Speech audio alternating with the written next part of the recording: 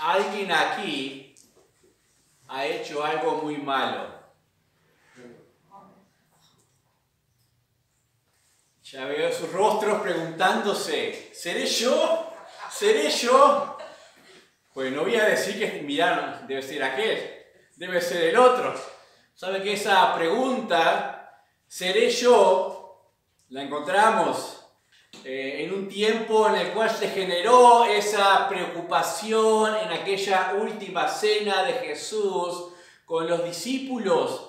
Y Él les dijo, uno de vosotros me va a entregar. Y realmente conmueve esa pregunta sincera de aquellos hombres que decían, ¿seré yo? Aunque ellos mismos supieran que no habían hecho nada al respecto, que ni siquiera habían pensado ni planeado, igual era tan serio el asunto que se preguntaban a sí mismos, ¿seré yo? Vamos a ver ahí Mateo capítulo 26.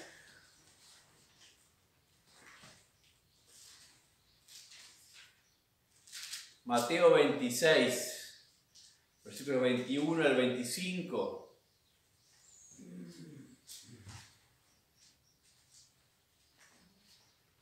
Mateo 26, versículo 21 al 25. Dice así, y mientras comían, dijo, de cierto os digo que uno de vosotros me va a entregar. Y entristecidos en gran manera comenzó cada uno de ellos a decirle, ¿soy yo, Señor? Entonces él respondiendo dijo, el que mete la mano conmigo en el plato, ese me va a entregar. A la verdad, el Hijo del Hombre va según está escrito de él, mas ay de aquel hombre por quien el Hijo del Hombre es entregado. Bueno le fuera a ese hombre no haber nacido. Entonces respondiendo Judas, el que le entregaba, dijo, ¿soy yo, maestro? Le dijo, tú lo has dicho. ¿Pueden imaginarse esa situación? Realmente conmovedora, porque 3 años habían compartido con él, habían llorado con él, orado con él, alimentados por él, consolados por él, le habían amado, él les había amado. 3 años compartiendo y que de repente en aquella cena pascual tan importante les diga, uno de vosotros me va a entregar. Si ustedes me dirán, pero si tenían la conciencia limpia, ¿por qué preguntarían? Le preguntarían, ¿seré yo? Era tan serio el asunto y era eso de traicionar al Señor Jesucristo que le lleva a cada uno de ellos a examinarse lo más profundamente posible y aún poner en tela de juicio su propia vida, su propio ser, porque el asunto era importante. Al punto de decir, ¿seré yo? Claro, después de Judas, que sí le iba a entregar. Y si toda la demás pregunta ¿seré yo? ¿Qué tengo que hacer? Preguntar, ¿seré yo, maestro? Tú lo has dicho. Tú lo has dicho. Cuando miro el mismo relato, pero como lo expresa Juan en el capítulo 13, versículos 21 y 22, encontramos otro agregado allí. Juan 13, versículos 21 y 22.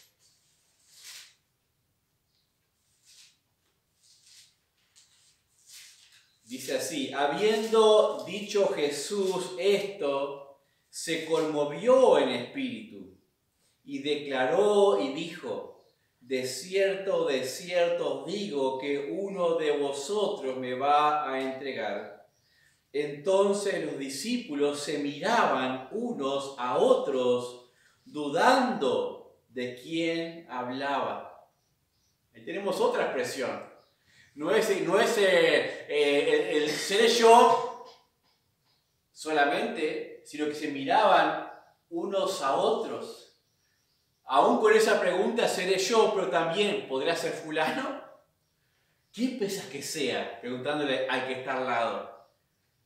se daba para esa ocasión. ¿Será fulano? ¿Será mengano? Yo les digo, uno de vosotros ha hecho algo terrible, o de nosotros, capaz usted dice, yo no he hecho nada, así que, debe ser aquel, mira cómo se ríe, mira cómo mira cómo se oculta, lo que sea, ¿no? Empieza ese tipo de lleva y trae. Pero en los asuntos del Señor Jesucristo, el seré yo es el tema central. Seré yo. ¿Saben lo que es hipermetropía? Tiene que ver con la vista. Hipermetropía, no voy a explicar en sí, pues tiene que ver con la luz, la retina, en qué lugar se posiciona, que no, pero a grandes rasgos es ver con mayor claridad de lejos que de cerca. De cerca ya se ve más nublado, no se ve con tanta claridad, se ve más oscuro, pero de lejos sí se ve bien, se ve mejor, a grandes rasgos, ¿no? Y a veces nuestra vida espiritual sufre de hipermetropía. ¿Qué es eso? Somos capaces de distinguir y ver los detalles de los errores, la falta de los otros, pero cuando se trata de analizarnos a nosotros mismos, no me queda tan claro que esté tan mal yo. Lo vemos un poco más borroso, un poco más difuso cuando se trata de analizarnos a nosotros mismos, cuando consideramos la obediencia a las Escrituras y la palabra de Dios, incluso en medio de los mismos mensajes, es mucho más sencillo pensar, esto es fulano, mengano, si aquel lo tuviera en cuenta, si aquella otra familia, lo que fuera, lo viera con claridad, le sería más fácil. Pero cuando se trata de nosotros mismos, no es tan fácil poder hacernos esa pregunta, ¿seré yo o no seré yo? ¿Sabe que cuando pensamos en los asuntos espirituales, esa es una de las preguntas más importantes? Cuando pensamos en nuestra devoción y nuestro crecimiento delante de Dios, tener la facultad de preguntarnos sinceramente a nosotros, ¿seré yo? Es un asunto primordial. Dice, no lo busquen. Les leo un versículo nada más en 1 de Pedro 1:7. Dice, para que sometida a prueba vuestra fe, mucho más preciosa que el oro, el cual aunque perecedero se prueba con fuego, sea hallada en alabanza, gloria, cuando sea manifestado Jesucristo. Y el 17, dice, y si invocáis por Padre aquel que sin acepción de persona juzga la obra de cada uno, conducíos con temor todo el tiempo de vuestra peregrinación. O sea, Dios juzga la obra de cada uno de nosotros. No va a juzgarme a mí en relación a la obra del otro, o a lo que hace el otro o deja de hacer el otro. Cuando esté delante de Dios, lo único importante, lo único que va a leerse o sobresalir o va a ser tenido en cuenta fue mi vida y lo que hice con mi vida delante de Dios. Esta semana vino alguien por consejo para conversar del matrimonio.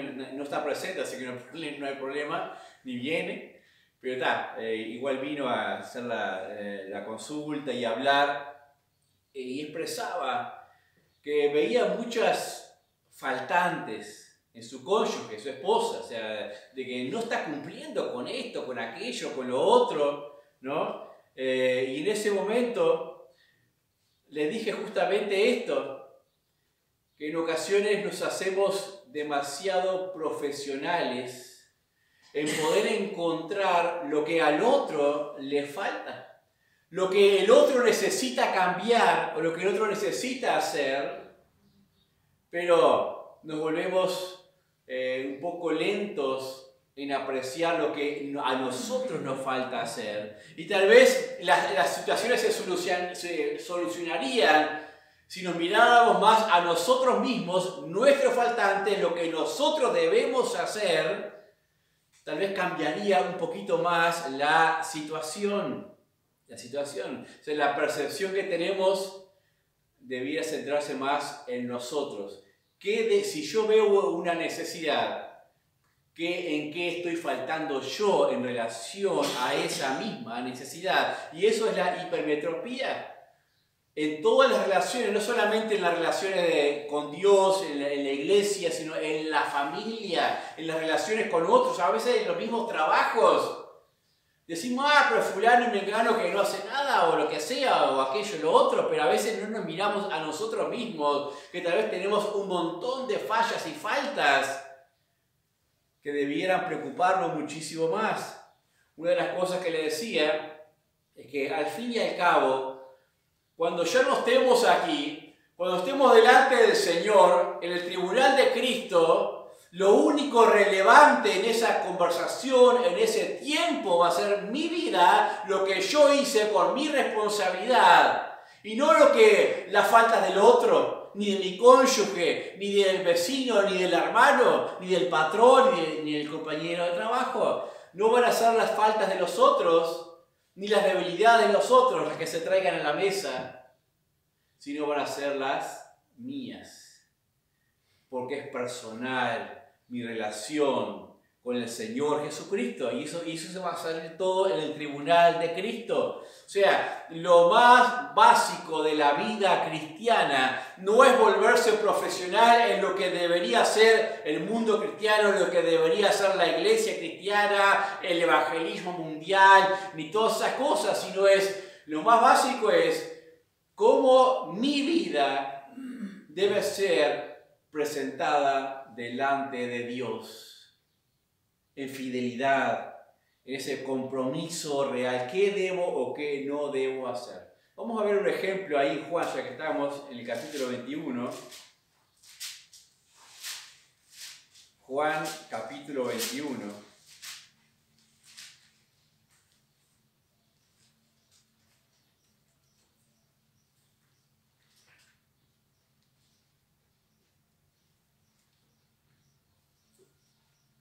Es más fácil encontrar las faltas en otros que en uno mismo y aún en nuestros más cercanos, ¿no? Por ejemplo, se habla de desobediencia de los hijos o cosas por el estilo. Siempre mis hijos dentro de todos son los mejores y los demás son los que más fallan. O sea, generalmente es así, la hipermetropía es bastante común, más de lo que nos gustaría admitirlo a nosotros. Dice en Juan 21, 18, por ejemplo, y 20...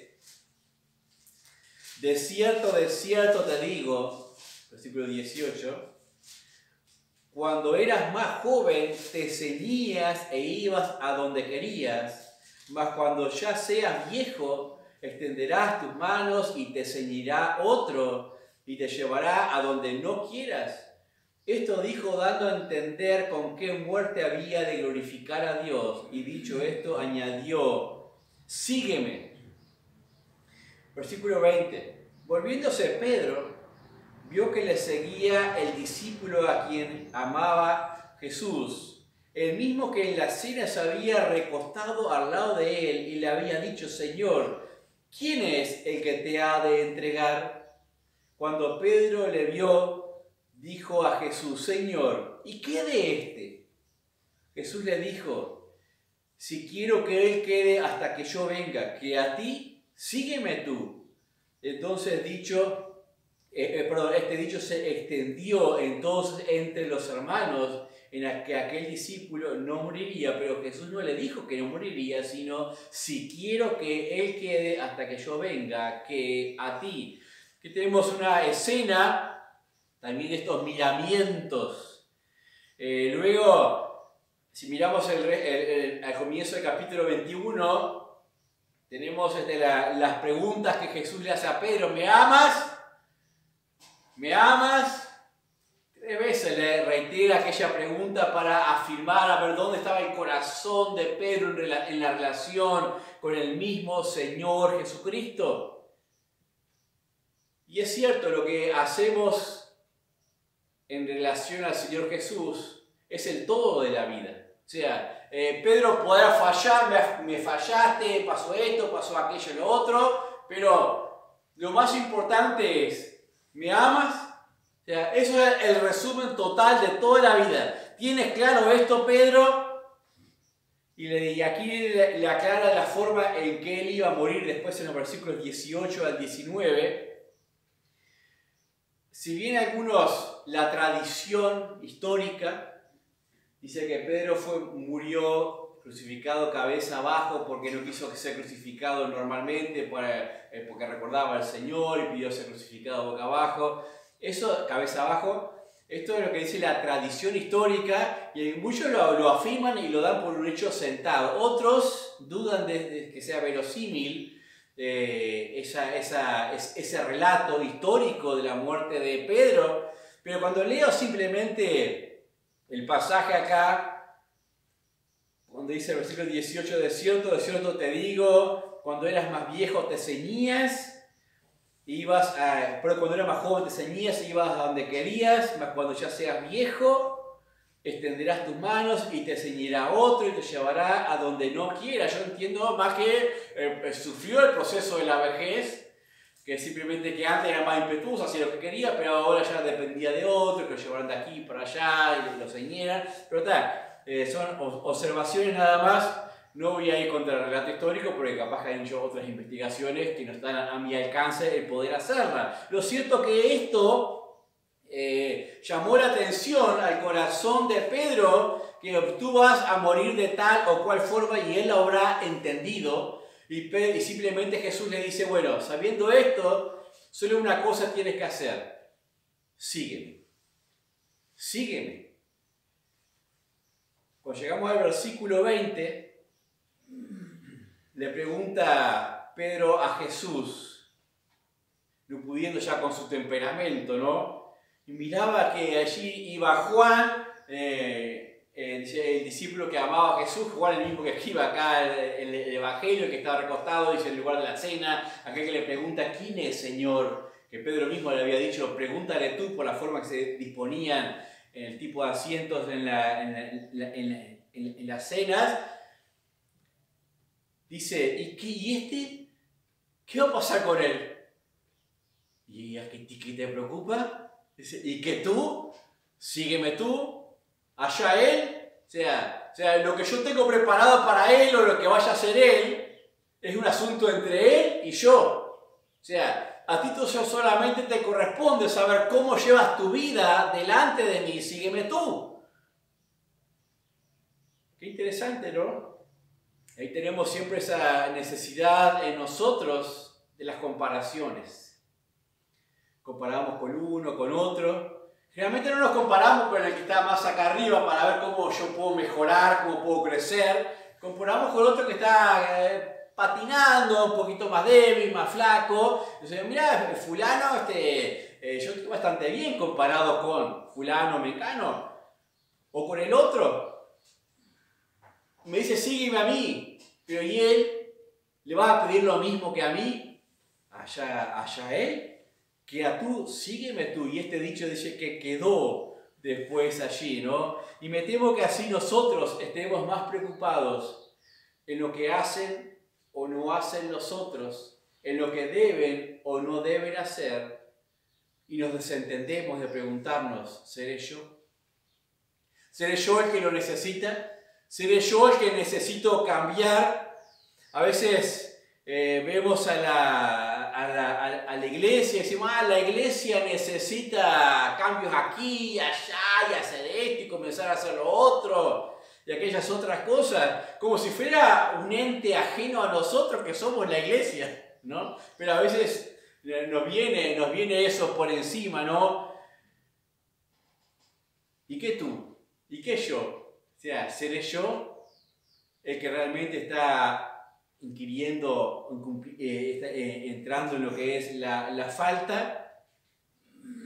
Nos convertimos en profesionales de los deberes de los otros. Nos convertimos en eruditos en descubrir las faltas de otros y las necesidades de cambio que tienen los otros, pero nos volvemos miopes en cuanto a mirarnos a nosotros mismos y poder preguntarnos, ¿seré yo? Hay otro ejemplo de esto, ahí en Mateo capítulo 7, en el Sermón del Monte, Mateo 7, 3 al 5.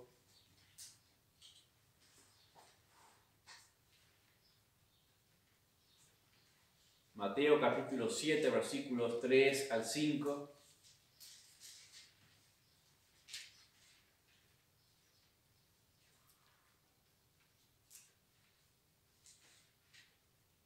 Vamos a ver allí en primer lugar, mírate primero a ti mismo. Mateo, no me cerraba porque estaba en Marcos.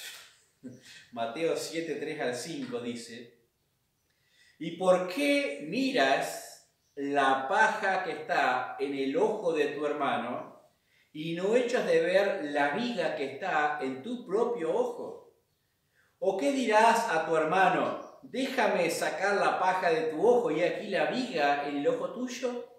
Hipócrita, saca primero la viga de tu propio ojo y entonces verás bien para sacar la paja del ojo de tu hermano.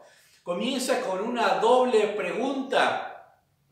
El versículo 3, ¿y por qué miras y no echas de ver? O sea, ¿por qué miras allá y no echas de ver lo que hay en tu propio ojo? Una doble interrogante. ¿Por qué? ¿Por qué intentas encontrar la falta en el otro primeramente y no primeramente miras hacia tu propia vida si no hay otras cosas que necesiten ser revisadas o cambiadas? Le voy a decir algo, por si se les ha ocurrido. Si intentan mirar mis fallas, no les va a quedar tiempo para encontrarlas a ustedes. Porque van a encontrar un montón. Y no van a acabar y van a poder seguir buscándolas. No van a encontrar tiempo para eso. Acá, obviamente, la figura que usa el Señor Jesucristo, si bien una especie de hipérbole, porque cuando escuchamos la palabra viga, tenemos la idea de construcción, ¿no? Tenemos una viga grande, ya sea de hierro, maciza, de hormigón, de madera. Tenemos esa idea, pero en la forma hiperbólica, en la cual Jesús está hablando, quiero pensar que lo hace en el contexto de su experiencia en la carpintería. Los que han trabajado en la carpintería saben que a veces el polvillo, el aserrín en el ojo es bastante molesto. Y a veces hay que ir a que está al lado decirle, a ver si lo ves y puedes sacar eso que metió en el ojo, que es realmente molesto y es una ayuda que alguien venga a poder sacártelo. En ese contexto, esa partícula en el ojo dice, ¿cómo vas a sacársela al otro si tienes una astilla grande, una viga clavada en tu propio ojo? Primero saca esa y después saca la otra. O sea, no vemos una mala intención en el hecho de querer sacar la partícula, la paja en el ojo del hermano. Eso es algo bueno, es loable, es una ayuda para el otro, pues es realmente molesto algo en el ojo. Pero la hipocresía consiste en la imposibilidad. O sea, si yo estoy realmente molesto, tengo esto que realmente me impide hasta mirar, sería una hipocresía decir, yo te ayudo con eso que tenés ahí en el ojo, cuando yo mismo no voy a poder literalmente hacerlo porque tengo mi vista estropeada. Esa es la pregunta que debemos hacernos. Podemos ver necesidades en los hermanos. Y es bueno tener el corazón para ayudarles en sus necesidades de crecimiento, de desarrollo. Acá no está diciendo que no debamos hacerlo. Acá está diciendo que debemos primeramente mirar si estamos en condiciones de poder hacerlo, habiéndonos mirado primero a nosotros mismos. ¿Seré yo? ¿No tendré también un problema en mi propio ojo? Cuando miro esto, en realidad estos versículos que leímos del 3 al 5 son la ilustración. El tema está en el 1 y 2 y versículo 6, el tema central. Eso es la ilustración nada más. Cuando leo el versículo 1 y 2 dice, no juzguéis para que no seáis juzgados. porque con el juicio con que juzgáis seréis juzgados, y con la medida con que medís os será medido. Versículo 6. No deis lo santo a los perros, ni echéis vuestras perlas delante de los cerdos, no sea que las pisoteen y se vuelvan y os despedacen. El tema realmente es el juzgar a otros. Ese es el tema.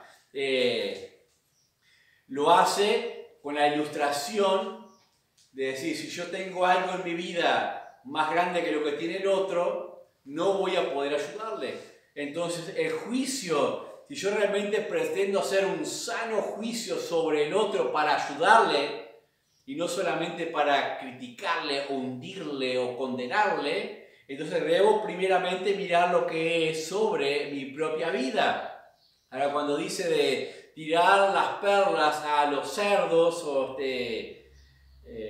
¿cómo dice? Delante de los cerdos, o los santos a los perros, está hablando de, y si uno estas dos cosas, está hablando del juicio que se hacía sobre los que están fuera, sobre los que no pertenecían a ese círculo de los religiosos. Hablando de a los escribas, fariseos básicamente, o a otros que simplemente miraban y decían, los perros de afuera, los que no se merecían nada, etc. Y aquellos que no guardan esto, que no hacen aquello y que no hacen lo otro, ¿no? Y empezaban a juzgarlos a los demás por el no cumplimiento de algunos puntos específicos de la ley, ¿no? Y dice, bueno, primeramente, en primer lugar, si vas a alguien que no quiere saber nada de Dios, que no conoce a Dios, y a veces nos ha pasado, decimos, no, eso no le agrada a Dios, eso no le gusta a Dios.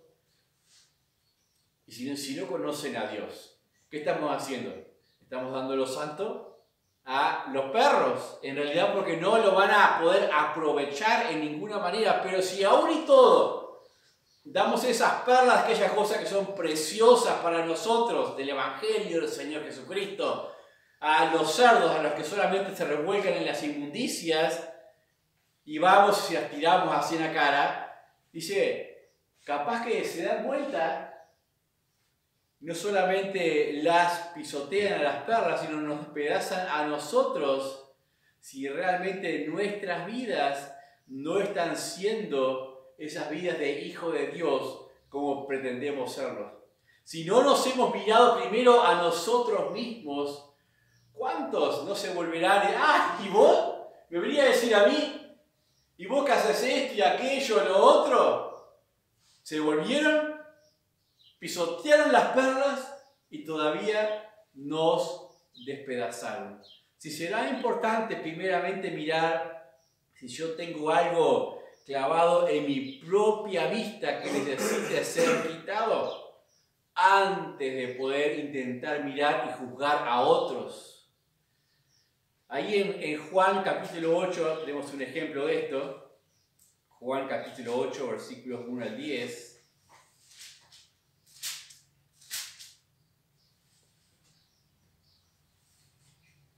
Juan 8, 1 al 10 dice, y Jesús se fue al monte de los olivos y por la mañana volvió al templo y todo el pueblo vino a él y sentado él les enseñaba. Entonces los escribas y los fariseos le trajeron una mujer sorprendida en adulterio y poniéndola en medio le dijeron, maestro, esta mujer ha sido sorprendida en el acto mismo del adulterio.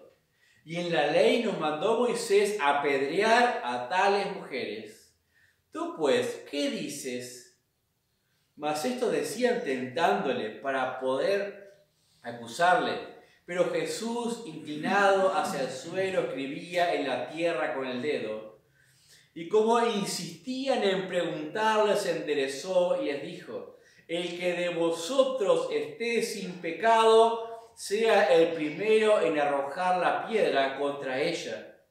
E inclinándose de nuevo hacia el suelo, siguió escribiendo en tierra. Pero ellos, al oír esto, acusados por su conciencia, salían uno a uno, comenzando desde los más viejos hasta los postreros, y quedó solo Jesús y la mujer que estaba en medio. Y enderezándose Jesús, Y no viendo a nadie sino a la mujer, le dijo: mujer, ¿dónde están los que te acusaban? ¿Ninguno te condenó? Ella dijo: ninguno, Señor. Entonces Jesús le dijo: ni yo te condeno, vete y no peques más.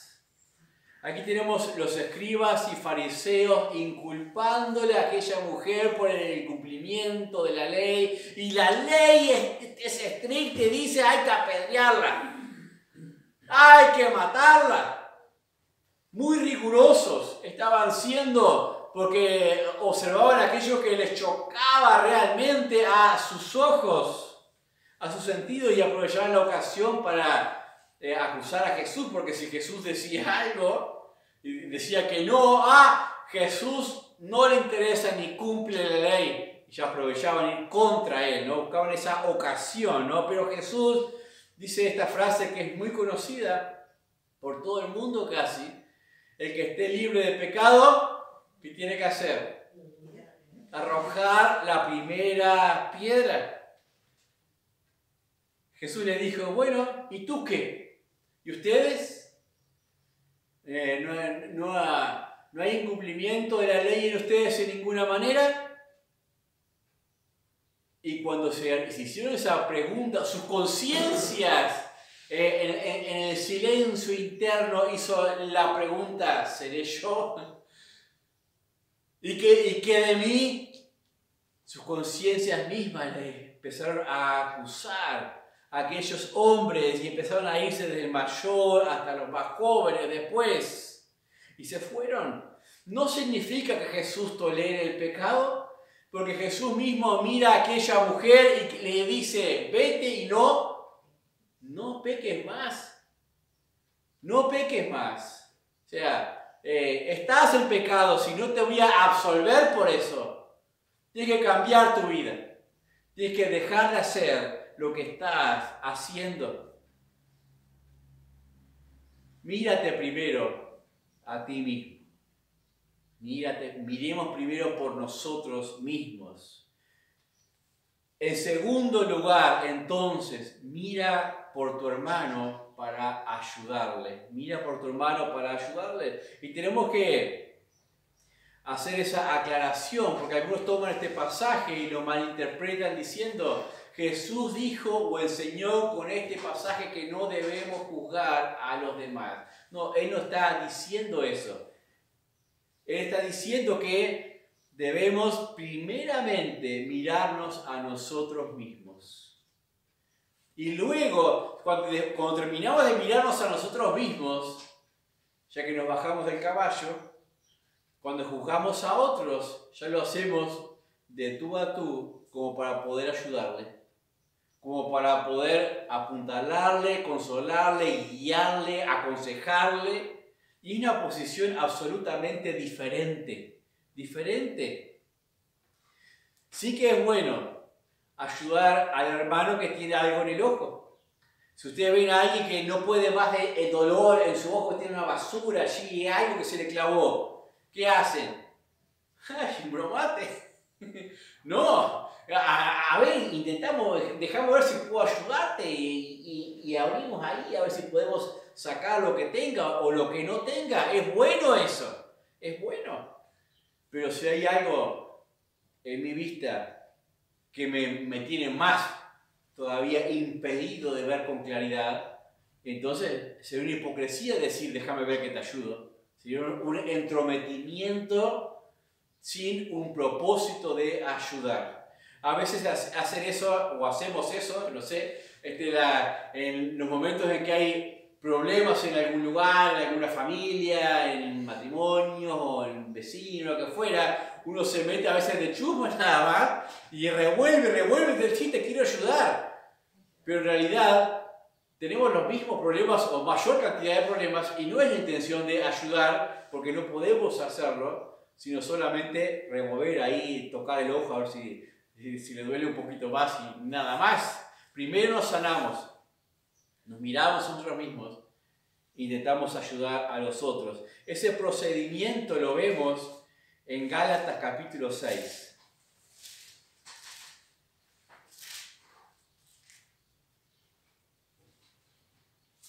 Gálatas 6, versículos 1 al 5.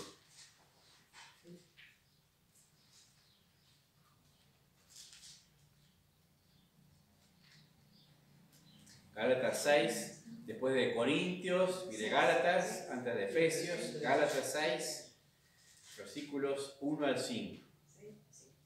Dice así: Hermanos, si alguno fuere sorprendido en alguna falta, vosotros que sois espirituales, restauradle con espíritu de mansedumbre, considerándote a ti mismo, no sea que tú también seas tentado. Sobrellevad los unos las cargas de los otros y cumplid así la ley de Cristo, porque el que se cree ser algo, no siendo nada, a sí mismo se engaña. Así que cada uno someta a prueba su propia obra, y entonces tendrá motivo de gloriarse solo respecto de sí mismo y no en otro, porque cada uno llevará su propia carga. Vemos ahí en esta porción, si notamos desde el primer versículo dice, cuando aconseja, si viste a alguien sorprendido en alguna falta, ¿qué es lo primero que tenemos que hacer? Restaurarles, pero considerándote a ti mismo. Considérate a ti mismo primero, no perdiendo de vista la necesidad del otro, de restaurarle. Si yo miro la falta de un hermano y la conozco, mi única intención real deberá ser poder restaurarle, poder ayudarle, no hundirle, no machacarle, no pisotearlo, sino intentar restaurarle. Pero el versículo 3 dice, al final también, porque el que cree ser algo no siendo nada, a sí mismo se engaña. O sea, se engaña a sí mismo. Deberíamos analizar qué está pasando en nosotros mismos. Versículo 4 da la misma idea. Así que cada uno someta a prueba la obra del otro, su propia obra. Vemos como siempre la Biblia nos lleva primero nosotros. ¿Cómo estamos? ¿Cómo estamos por casa, como decimos? Y después miramos cómo ayudamos al otro. Versículo 5, porque cada uno llevará su propia carga, ¿no? Aquí tenemos una guía completa para ayudar a otros. Es necesario, todos necesitamos que alguien nos ayude. Todos vamos a fallar, todos vamos a entrar en alguna falta y es buenísimo. Es saludable que haya otro hermano o hermana con esa disposición de venir y ayudarnos. Dice acá la palabra, dice restaurarle. La falta, los pecados, los errores dañan, destruyen, hacen mal, distorsionan la vida. Entonces la restauración implica ayudar con el daño, subsanar, reencauzar, consolar, todo ese tipo de cosas, restituir. Restaurar implica ver lo que ha sido estropeado, dañado por la falta, por el error, por el pecado. No solamente a su arrepentimiento, sino a arreglar después lo que causó o lo que ocasionó todo aquello, vendar al herido, ¿no? Todo esto debemos procurar hacer, pero la condición del versículo 1 es la que nos puede frenar a veces. Vosotros que sois espirituales. Yo no soy tan espiritual. Yo solamente lo voy a juzgar. Yo voy a ser el verdugo que le restaure el espiritual. Vosotros que sois espirituales, todos debiéramos ser espirituales. ¿Cuál es la clave para comenzar a ser espirituales, a crecer? Es preguntarnos más a menudo, ¿seré yo? ¿Seré yo? Si más a menudo crecemos en esa capacidad de autoexamen, de mirarnos a nosotros mismos, entonces vamos a crecer en nuestra espiritualidad y vamos a tener capacidad para ayudar a otros, que no se pierda nunca esa capacidad de ayudar al hermano. Sobrellevad, dice, las cargas, versículo 2, las cargas los unos de los otros y cumplid así la ley de Cristo. ¿Qué es sobrellevar? Mirar la falta, el pecado del hermano como si fuera el mío mismo, ponerme en su lugar, como hizo. ¿Y por qué cumplimos la ley de Cristo así? Porque Cristo hizo eso por nosotros. Él tomó nuestros pecados, nuestras cargas, los puso sobre sí mismo y los llevó a la cruz del Calvario. Así nosotros nos ponemos en ese lugar, sobrellevamos esa carga y la llevamos a la cruz de Cristo también. Y llevamos al hermano a la cruz de Cristo según la necesidad que sea. De esa forma ayudamos y sobrellevamos. Obviamente conocemos el contexto de lo que es Gálatas, ¿no?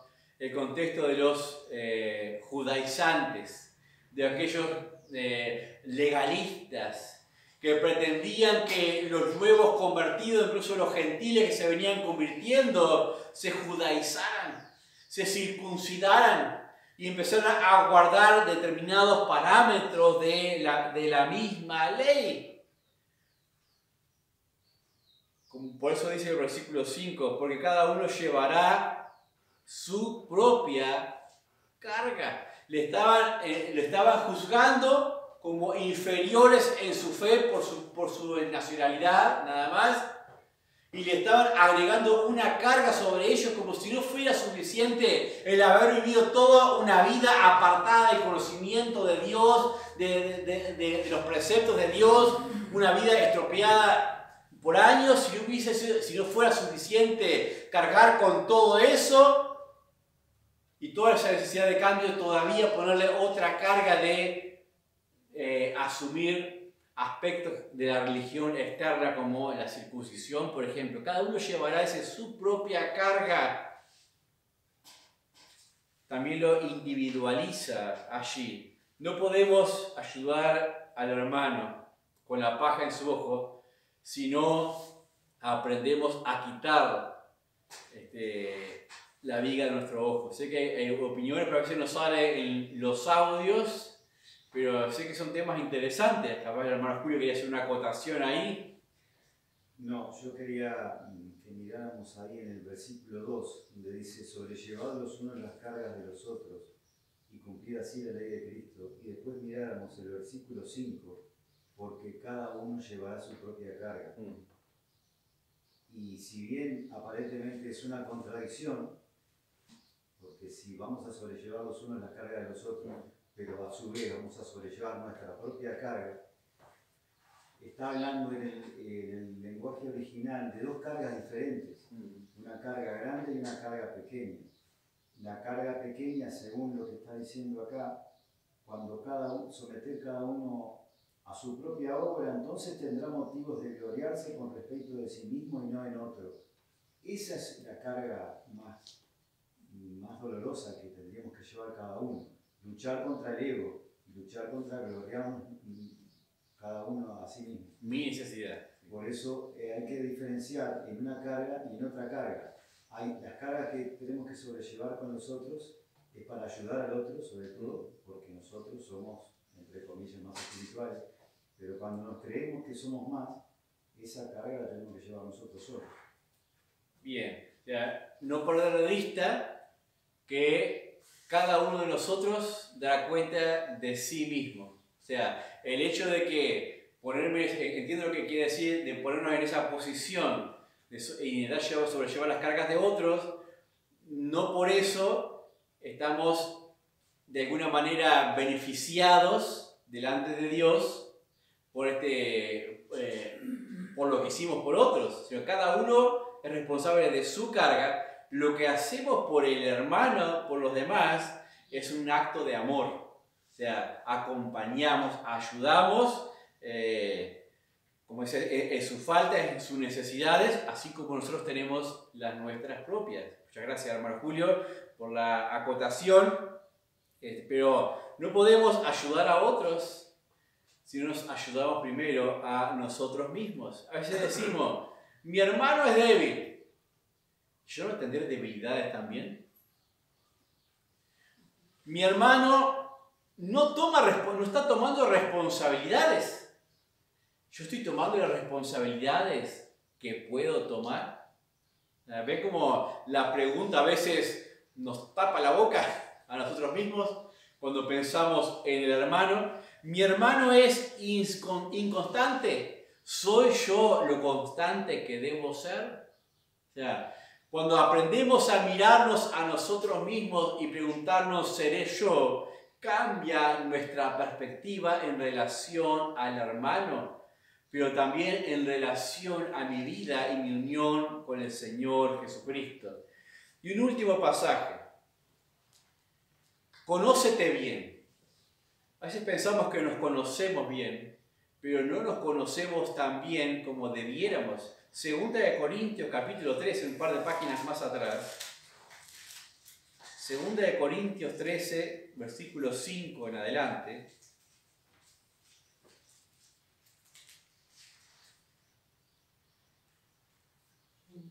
Segunda de Corintios 13, 5 dice, examinaos a vosotros mismos si estáis en la fe.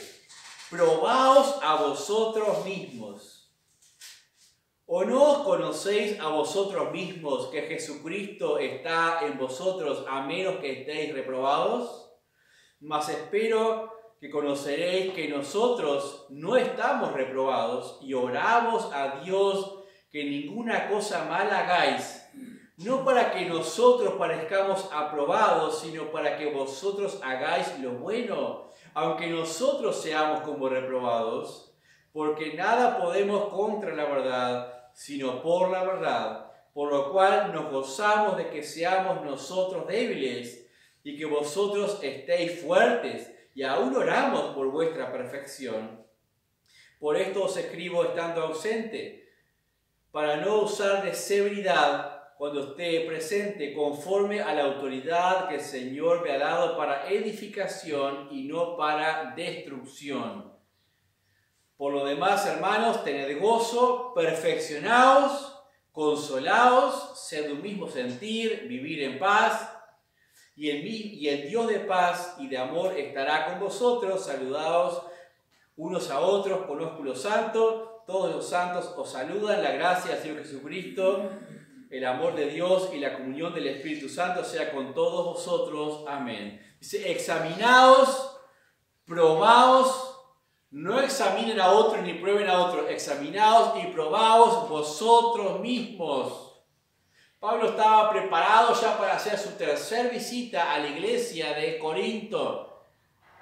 Y les advierte que lo más sano y lo más sensato es que cada uno de ellos mire por sus propias vidas antes de que tenga que venir él de afuera y aplicar disciplina, porque era sabido que había malas cosas dentro de la misma iglesia. Es más, le dice, miren si están en la fe. Pero ¿cómo no van a estar en la fe si estaban en la iglesia? Esta es la carta a la iglesia de Corinto. ¿Cómo es que le va a decir, miren si están en la fe y si son de Cristo? A gente, creyentes y hermanos que se están congregando en una iglesia. Qué interesante. Dios espera vidas redimidas para Él, ¿no? Y no solamente agrupaciones religiosas. Dios espera que cada uno de nosotros esté examinándose y probándose a sí mismo y su forma de andar en la fe del Señor Jesucristo. Y no solamente que participemos de agrupaciones religiosas. Dice, ¿o no os conocéis a vosotros mismos y a Jesucristo en vosotros? ¿Cuánto nos conocemos a nosotros mismos? A veces queremos callar y borrar todo eso que conocemos de nosotros mismos. Porque conocemos y cuando queremos profundizar ese conocimiento decimos, hasta ahí. No voy a profundizar más en ese conocimiento nosotros mismos porque habría demasiada cantidad de cosas para arreglar y para cambiar. Si nos probáramos y nos conociéramos, nos preguntaríamos más a menudo, ¿seré yo? ¿Seré yo? Y cuando mira a un hermano en su necesidad, pregúntate primero, ¿seré yo? Y cuando miras una falta o lo que sea, ¿seré yo? Eso nos hace mucho bien. Eso nos permite crecer. Y no solamente para dudar de nuestro existencialismo, sino para asegurar nuestro bote, nuestra vida al muelle con las amarras. Eso nos va a dar tranquilidad en los tiempos de tentación y en los tiempos de duda. Pablo no quería ejercer la disciplina cuando fuera. No quería ir con esa autoridad recibida de parte del Señor como apóstol del Señor Jesucristo para decir, esto está mal, fuera, sáquenlo, o hagan esto o hagan lo otro. O sea, háganlo ustedes mismos, eso es más saludable. Porque había prácticas inmorales dentro de la iglesia de Corinto. Ya, si recordamos, por ejemplo, en 1 Corintios 11, 28, cuando habla de la cena del Señor, le dice, pruébese cada uno a sí mismo y coma así el pan y beba de la copa. Porque lo que oigo es que cada uno viene para comer, para beber y estar en cualquiera, como diríamos en el término hoy día, estar en la de ellos. Y se apresuran para comer y la glotonería y esto y lo otro. O sea, pruébese cada uno a sí mismo. O sea, en general había muchas cosas que cambiar. Pero no se cambian las cosas a modo grupal si no hay exámenes particulares. Si cada uno no entra en esa capacidad de hacer autoexámenes, está de más que de repente venga el mejor pastor, uno de verdad, ¿no? Que venga y diga, bueno, ahora vamos a hacer esto así, de esta manera, y ustedes van a hacer aquello y lo otro, y nos vamos a organizar así y así. Capaz que en términos de actividades o organización funcionan las cosas, pero a nivel espiritual, si no es en cada uno que se sufre un proceso de cambio, de autoexamen, no servirá de nada. Solo habrá más espuma y nada más. Mira tus motivaciones, tus acciones, tu condición espiritual. Lo digo a mí mismo y a cada uno, ¿no? Pablo estaba siendo acusado de, ¿quién es para venirnos a decir cosas? Los apóstoles son aquellos otros, él no es apóstol. Estaban cuestionando su autoridad, estaban juzgándole a él. Porque es más fácil eso. Tengo un montón de faltas y aquel me las viene a decir, Bonnie, mirate a ti mismo primero. Y eso era la pobre excusa para no hacer nada consigo mismo. Si nos miramos a nosotros mismos, entonces crecemos en nuestra salud espiritual. Sanos espiritualmente, podemos ayudar al hermano en su necesidad. ¿Cuánto te conoces a ti mismo? ¿Seré yo? ¿Seré yo? A veces juzgamos a los incrédulos. ¡Qué mal que está todo! Y San José se está poniendo peor. Y balazos por aquí y asaltos por allá. Y las naciones, y los presidentes, y aquellos, y el partido político tal, el partido político cual. Y ahí somos eruditos. Tenemos hipermetropía. Somos capaces de ver todas esas necesidades. Cuanto más lejos, más las vemos. Pero lo más importante, a veces no lo vemos. ¿Qué hay por casa? ¿Qué hay de mi propia vida delante de Dios? Dice el Salmo 139, versículos 23 y 24, Salmo conocido. Salmo 139.